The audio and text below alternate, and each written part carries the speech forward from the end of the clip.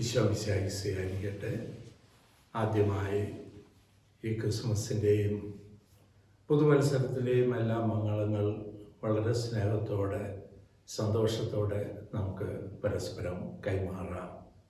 ഒരിക്കൽ ഒരാത്മാവ് ഞങ്ങളോട് ചോദിച്ചു, ഈ ക്രിസ്മസ് ഈ പുതുവത്സരം വലിയ അനുഭവമായിരുന്നു.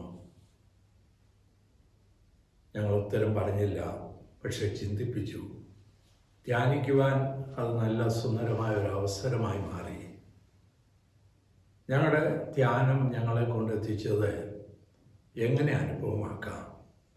സാധാരണ ആഘോഷങ്ങളും പ്രൗഢിയും അങ്ങനെയുള്ള കാര്യങ്ങൾ നമ്മൾ കാണാറുണ്ട്, അതെല്ലാം ബാഹ്യവശമാണ്. പക്ഷെ അനുഭവം അതൊരാഴത്തിലുള്ള വശം. അതിലേക്ക് ഞങ്ങളുടെ ചിന്ത കടന്നപ്പോൾ ഞങ്ങൾ അതിനെക്കുറിച്ച് ഇങ്ങനെയാണ് ധ്യാനിച്ചത്: സ്വപ്നവും യാഥാർത്ഥ്യവും സങ്കല്പങ്ങളും മറ്റും ഇഴചേർന്ന ഒരനുഭവം. ഈശോയുടെ ജനനം, അതിലേക്ക് ഞങ്ങൾ ആഴപ്പെടുവാൻ ശ്രമിക്കുകയാണ്. ഈ അവസരത്തിൽ ഞങ്ങൾ ആ സങ്കല്പ പക്ഷിയായ യുഗാടന പക്ഷിയെക്കുറിച്ച് ചിന്തിച്ചു. ആ പക്ഷി അന്നുമുണ്ട്, ഇന്നുമുണ്ട്, എന്നുമുണ്ട്. ആ പക്ഷിക്ക് എല്ലാം അറിയാം. ആ പക്ഷിയെ കാണുവാൻ വേണ്ടി ഞങ്ങൾ ഒരു വലിയ മലയുടെ മുകളിലേക്ക് കയറി. അവിടെ ഞങ്ങൾ ഈ സങ്കല്പ പക്ഷി, യുഗാടന പക്ഷിയെ കാത്തു നിൽക്കുമ്പോൾ മുകളിൽ കൂടി അതാ വിശുദ്ധ യോസഫും പരിശുദ്ധ മറിയവും പറന്നു പോകുന്നു. ഞങ്ങളിൽ ഒരാൾ അവരുടെ കൂടെ പറന്നെത്തി. ജോസഫ് വളരെ നിരാശനും ദുഃഖിതനുമാണ്. മേരി പൂർണ്ണ ഗർഭിണിയുമാണ്. ജോസഫ് പറഞ്ഞു, ഉണ്ണിക്ക് പിറക്കുവാൻ ഒരു സ്ഥലം കിട്ടുന്നില്ല. ആ കൂടെ ഉണ്ടായിരുന്ന ആളിൻ്റെ ചിന്ത മനസ്സിലാക്കി ജോസഫ് പറഞ്ഞു, ധാരാളം പുൽക്കൂടുകൾ, പക്ഷെ അവിടെയെല്ലാം പ്രൗഢിയും ആഡംബരവും അഹങ്കാരത്തിൻ്റെ പ്രതീകങ്ങളുമെല്ലാം. ഉണ്ണിക്ക് അവിടെ തീർച്ചയായും ശ്വാസം മുട്ടും. അപ്പോൾ കൂടെ ഉണ്ടായിരുന്ന ആൾ പറഞ്ഞു, എന്തുകൊണ്ട് നമുക്ക് ആ ഇളമ്പുന്നപ്പുഴ ഗ്രാമത്തിലേക്ക് ഒന്ന് ചെന്നുകൂടാ?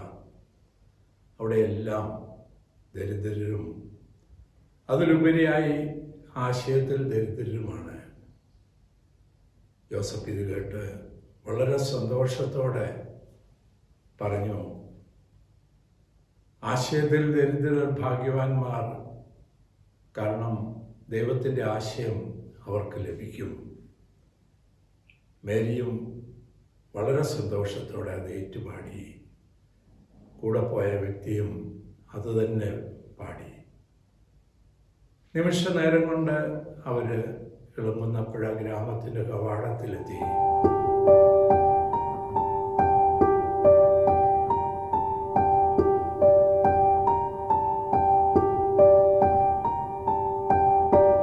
മേരി തിടുക്കത്തിൽ ആ കുന്നിൻ ചുവടുകളിലേക്കും ആ പുഴയിലേക്കുമെല്ലാം കടന്നു ചെന്നു. ആ സമയം മേരി ഇങ്ങനെ പറഞ്ഞു, എൻ്റെ ഉണ്ണി തീർച്ചയായും സന്തോഷിക്കും. ഈ കുന്നുകളിൽ അവൻ ചാടിക്കളിക്കും, ഈ പുഴയിൽ അവൻ നീന്തി കുളിക്കും. അവൾക്ക് സന്തോഷത്തോടെ ആ ഗുഹയിൽ ഉണ്ണിക്ക് ജന്മം നൽകുവാൻ പറ്റി. ആ ക്രിസ്മസിൻ്റെ അനുഭവം തൊട്ടുപുറകിൽ ആ യുഗാടന പക്ഷിയും ഇരുന്ന് ആസ്വദിക്കുന്നുണ്ടായിരുന്നു. ഇതിനെക്കുറിച്ച് ആ ആത്മാവ് ഞങ്ങളോട് ചോദിച്ചു, ഇതിനു പുറകിൽ ആരൊക്കെയാണ് അധ്വാനിച്ചത്, പരിശ്രമിച്ചത്? അപ്പോൾ കൂടെ ഉണ്ടായിരുന്ന വ്യക്തി പറഞ്ഞു, ആരും ഇതിനുവേണ്ടി അധ്വാനിച്ചില്ല, പരിശ്രമിച്ചില്ല. അവർ ആസ്വദിക്കുകയായിരുന്നു, അവർ പ്രാർത്ഥിക്കുകയായിരുന്നു. അങ്ങനെ ആ പുൽക്കൂട് സൃഷ്ടിക്കുകയല്ല, സൃഷ്ടിക്കപ്പെടുകയായിരുന്നു സ്നേഹത്തിൻ്റെ ആ സന്ദേശവുമായി. ഈ പുൽക്കൂട് സന്ദർശിക്കുവാൻ തത്വശാസ്ത്രരും ദൈവശാസ്ത്രവുമായിട്ടുള്ള പലരും കടന്നു വന്നു. അവരൊക്കെ എന്തോ ധ്യാനത്തിൻ്റെ അംശം ലഭിച്ചതിലുള്ള സന്തോഷത്തിൽ ഇതിനെ പ്രോത്സാഹിപ്പിച്ചു. കാരണം അവർ കണ്ടത് സ്നേഹത്തിൻ്റെ കണ്ണുകളിൽ കൂടിയാണ്. സ്നേഹത്തിൻ്റെ കണ്ണുകളിൽ കൂടി കാണുമ്പോഴെല്ലാം അതിസുന്ദരമായി മാറുന്നു. നമുക്കും ഉണ്ണീശോയെയും ഈ ലോകത്തെയും എല്ലാം ആ സ്നേഹത്തിൻ്റെ കണ്ണുകളിൽ കൂടി കാണുവാൻ ശ്രമിച്ചാൽ, അതുപോലെ പരിശുദ്ധ പിതാവ് 2025 പ്രത്യാശയുടെ തീർത്ഥാടനം എന്നാണ് പറയുന്നത്. നമുക്കും പ്രത്യാശയുടെ തീർത്ഥാടകരായി സന്തോഷത്തോടെ ആടിപ്പാടി നൃത്തം ചെയ്ത് ആ ദൈവാനുഭവത്തിൻ്റെ നിമിഷങ്ങൾ അനുഭവിക്കാൻ ശ്രമിക്കാം. കർത്താവെ, അവിടുത്തെ വാഗ്ദാനം അനുസരിച്ച് ഈ ദാസനെ സമാധാനത്തിൽ വിട്ടയക്കണമേ. എന്തെന്നാൽ സകല ജനതകൾക്കും വേണ്ടി അങ്ങ് ഒരുക്കിയിരിക്കുന്ന രക്ഷ എൻ്റെ കണ്ണുകൾ കണ്ടു കഴിഞ്ഞു. അത് വിജാതിയർക്ക് വെളിപാടിൻ്റെ പ്രകാശവും അവിടുത്തെ ജനമായ ഇസ്രായേലിൻ്റെ മഹിമയുമാണ്.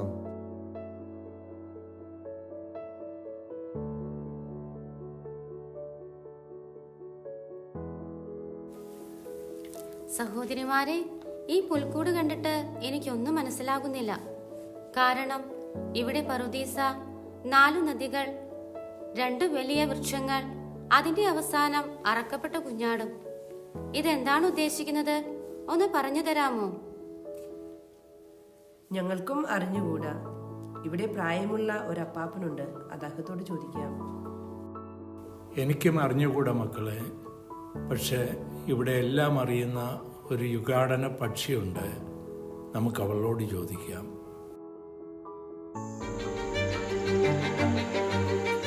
ശരിയാണ്, ദൈവം അനുവദിക്കുന്ന പല സത്യങ്ങളും എനിക്കറിയാം. നിങ്ങൾക്കതെല്ലാം രഹസ്യമാണ്. എന്നാൽ ദൈവത്തോട് ചേർന്ന് നിൽക്കുന്ന എനിക്കതെല്ലാം സത്യങ്ങളാണ്. ആദ്യം തന്നെ അങ്ങേ തന്നെ ഒന്ന് പരിചയപ്പെടുത്തി തരാമോ? സുഭാഷിതങ്ങൾ 8:22 നിങ്ങൾ വായിച്ചിട്ടുണ്ടോ?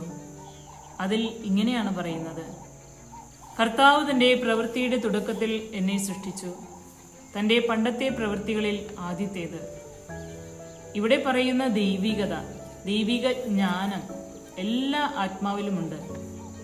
എന്നെ സംബന്ധിച്ച് ഞാനത് കളയാതെ ജ്വലിപ്പിച്ചുകൊണ്ടിരുന്നു. അതുകൊണ്ടാണ് ദൈവിക ജ്ഞാനം എന്നിൽ നിറഞ്ഞുകൊണ്ടിരിക്കുന്നത്. ഇതിനെക്കുറിച്ച് നന്നായി അറിയണമെന്നുണ്ട്. അതിനു മുൻപ് പുൽക്കൂട്ടിൽ കാണുന്ന ഈ വൈവിധ്യങ്ങളെക്കുറിച്ച് ഒന്ന് മനസ്സിലാക്കി തരാമോ? ദൈവത്തിന് എപ്പോഴും വർത്തമാനകാലമല്ലേ ദൈവത്തോട് ചേർന്നിരിക്കുന്നവർക്കും. എന്നാൽ കാലത്തിന്റെ കണ്ണാടിയിൽ കൂടി നോക്കുന്നവർക്ക് എല്ലാം വ്യത്യസ്തമാണ്, വൈവിധ്യമാണ്. എന്നെ സംബന്ധിച്ച് പറയുകയാണെങ്കിൽ സൃഷ്ടികർമ്മത്തിൽ ഞാനുണ്ട്, ക്രിസ്തു സംഭവത്തിലും ഞാനുണ്ട്. അത് വലിയ സന്തോഷത്തിന്റെ അനുഭവമാണ്. അറക്കപ്പെട്ട കുഞ്ഞാടിന്റെ വിജയ പതാകയ്ക്ക് കീഴിലും ആനന്ദത്തോടെ ഞാനുണ്ട്. സാധാരണ പുൽക്കൂട്ടിൽ പരിശുദ്ധ അമ്മയും വിശുദ്ധ ഔസേപ്പിതാവും ഉണ്ണിയേശുവും ആട്ടിടയന്മാരും മാലാഖമാരുമല്ലേ കാണുന്നത്? ഇവിടെ വളരെ വ്യത്യസ്തമായി ആദവും ഹവ്വയും പാമ്പും 4 നദികളും കണ്ടപ്പോൾ ആകെ സംശയമായി. വളരെ പ്രത്യേകമായി ഈ 4 നദികളും അതിന്റെ മറുവശത്ത് മറ്റു പേരുകളും എന്താണ് ഉദ്ദേശിക്കുന്നത്?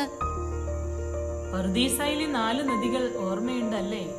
പിഷോൻ, ഗിഹോൻ, ടൈഗ്രീസ്, യുഫ്രട്ടീസ്. രൂപാന്തരം പ്രാപിച്ച ഈ 4 നദികളെ ഈശോ ജനിക്കുന്ന അവസരത്തിൽ നാം വീണ്ടും കാണുന്നു. സ്വർഗത്തിൽ നിന്ന് ഭൂമിയിലേക്ക് ഇറങ്ങി വന്ന ഈശോ എന്ന നദി, ആട്ടിടയന്മാർ വന്ന സ്നേഹത്തിന്റെ നദി, പൂജരാജാക്കന്മാർ വന്ന വിശ്വാസത്തിന്റെ നദി. 4ാമത്തെ നദിയാണ് എന്റെയും നിന്റെയും പ്രത്യാശയുടെ നദി. അതായത് ഞാനും നീയും യേശുവിലെ ഒഴുകേണ്ട നദി.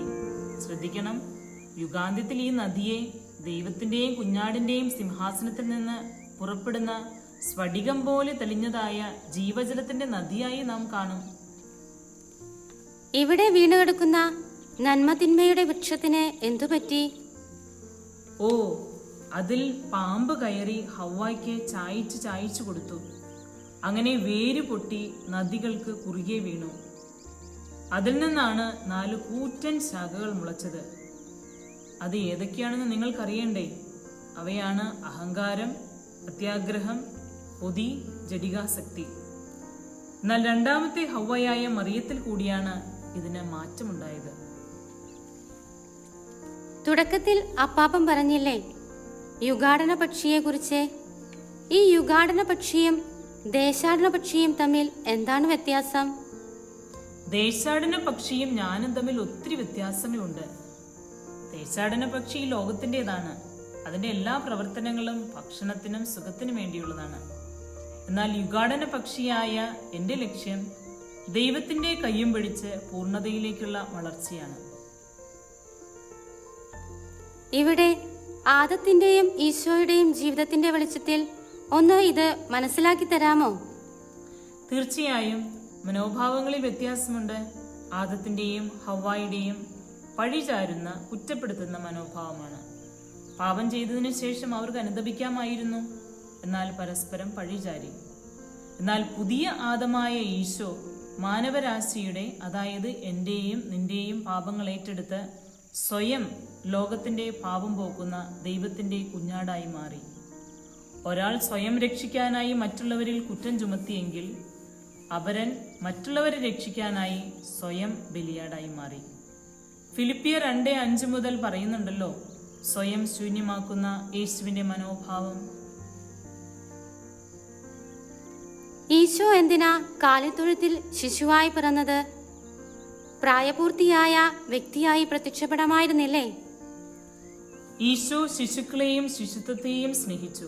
ഈശോ പറയുന്നില്ലേ, ശിശുക്കളെ എൻ്റെ അടുത്ത് വരാൻ അനുവദിക്കുക, നിങ്ങൾ ശിശുക്കളെ പോലെ ആകുക എന്ന്. ഈശോ ശിശുക്കൾക്ക് പ്രാധാന്യം കൊടുക്കുന്നു എന്നല്ലേ ഇത് കാണിക്കുന്നത്? നമ്മിൽ പലരും ശിശുത്വം ആസ്വദിച്ചിട്ട് പോലും ഉണ്ടാവുകയില്ല. അത് നമ്മുടെ വ്യക്തിത്വ വികാസത്തെ ബാധിച്ചിട്ടുണ്ടാവാം. ഉണ്ണീശോയുമായുള്ള ഒരു തിരിച്ചു നടപ്പ് നമ്മെ പൂർണ്ണതയിലേക്ക് നയിക്കും, വ്യക്തിത്വ വികാസത്തിലേക്ക്. ഇതിനു വേണ്ടി കൂടിയാണ് ഈശോ ശിശുവായി പിറന്നത്.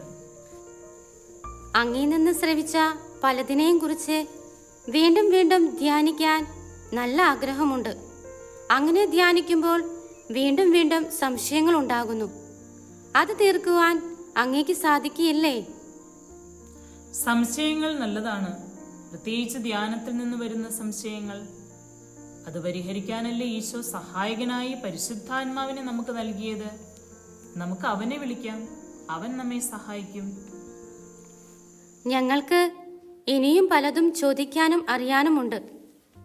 പക്ഷേ ഒരു ചോദ്യം മാത്രം ചോദിക്കാൻ ഞാൻ ആഗ്രഹിക്കുന്നു. തുടക്കത്തിൽ അങ്ങ് സത്യമെന്നും രഹസ്യമെന്നും പറയുന്ന കാര്യം ഞങ്ങളിലും സംഭവിക്കാൻ എന്തു ചെയ്യണം? ഞങ്ങൾക്ക് വായിച്ചു ധ്യാനിക്കാനായി ഒരു കുറിപ്പും കൂടി ലഭിച്ചാൽ നന്നായിരുന്നു. കർത്താവ് തന്റെ പ്രവൃത്തികളുടെ തുടക്കത്തിൽ എന്നെ സൃഷ്ടിച്ചു. തന്റെ പടത്തെ പ്രവൃത്തികളിൽ ആദ്യത്തേത്. സുഭാഷിതങ്ങൾ 8:22. സുഭാഷിതത്തിൽ പറയുന്ന ഈ വചനമാണ് ഈശോ മരിയ വാൾത്തൊർത്തായിക്കു നൽകിയ 700ഓളം സുദീർഘമായ ദർശനങ്ങളുടെ ആമുഖമായിട്ട് കൊടുത്തുകൊണ്ട് പറയുന്നത്. ഈ വചനം ജ്ഞാനത്തെക്കുറിച്ചായിരുന്നെങ്കിലും ശരിക്കും ജ്ഞാനത്തിന്റെ പൂർണ്ണതയായ മേരിയെ മനസ്സിൽ കണ്ടുകൊണ്ടാണ് എഴുതപ്പെട്ടത്.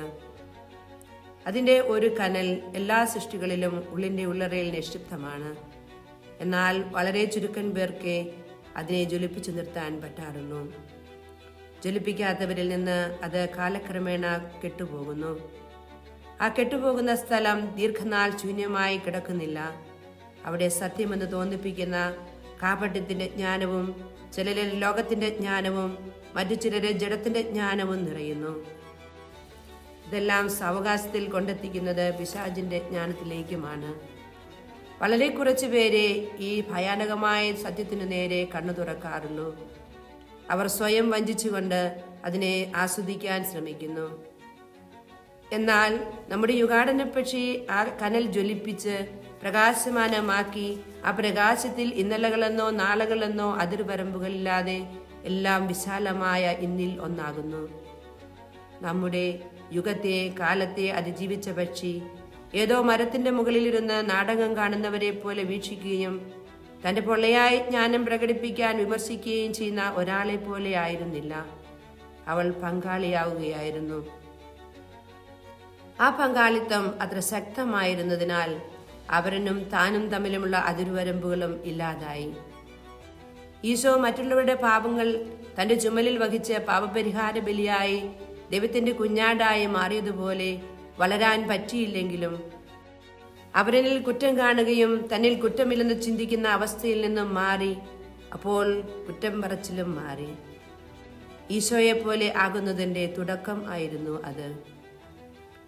ദേശാടന പക്ഷി പല ദേശം ചുറ്റി മറ്റൊരിടത്തേക്ക് പോകുന്നത് പോലെ ആയിരുന്നില്ല നമ്മുടെ യുഗാടന പക്ഷി. അവൾ ഒരിടത്തിരിക്കുകയായിരുന്നു. യുഗം കടന്നു വന്ന് നിശ്ചലമായി അവളുടെ മുൻപിൽ ഒന്നാകുന്ന ത്രിവേണി സംഗമം പോലെ. അന്നത്തെ ക്രിസ്തു ജയന്തി ദിവസം നമ്മുടെ യുഗാടന പക്ഷി കാണുന്നത് ഉണ്ണി പിറന്ന സ്ഥലത്ത് വന്ന മാറ്റങ്ങളാണ്. അബ്രഹാമായി മാറിയതുപോലെ, മൊറിയ യഹ്വേരിയായി മാറിയതുപോലെ, പർദീസായും അതിലെ നദികളും 2 വൃക്ഷങ്ങളും ഹാദവും ഹവ്വയുമെല്ലാം പുതുതാവുകയാണ്. ഇതിന്റെ സൃഷ്ടാവ് തന്നെ സൃഷ്ടിയെപ്പോലെ ആകുന്ന അനുഭവം. പിന്നെ പലതും അവിടെ തെളിഞ്ഞു വരുന്നു. വെളിപാട് 22:1-5. ഇതെല്ലാം കണ്ടിട്ടും കേട്ടിട്ടും നമ്മുടെ യുഗാടന പക്ഷി കരഞ്ഞുമില്ല, ചിരിച്ചുമില്ല. എന്നാൽ അവനിൽ കൂടെ എന്തോ ഒന്ന്. സങ്കീർത്തനം 19 പറയുന്നത് പോലെ ശബ്ദമില്ലാത്ത ശബ്ദവും കാഴ്ചയില്ലാത്ത ദർശനങ്ങളുമായി പ്രപഞ്ചം മുഴുവൻ മാറ്റിക്കൊള്ളുന്നു. അറക്കപ്പെട്ടവനെങ്കിലും വിജയപതാക വഹിച്ചവന്റെ സിംഹാസനമായിരുന്നു ദൈവം കഴിഞ്ഞാൽ ഉന്നതം. എല്ലാറ്റിൻ്റെയും പരിവർത്തനം കണ്ട യുഗാടന പക്ഷിയും മാറുകയാണ്. ഇപ്പോൾ അമ്മത്തു നിറഞ്ഞ അമ്മ ദൈവം കഴിഞ്ഞാൽ ഉന്നത സ്ഥാനക്കാരിയായി മാറി.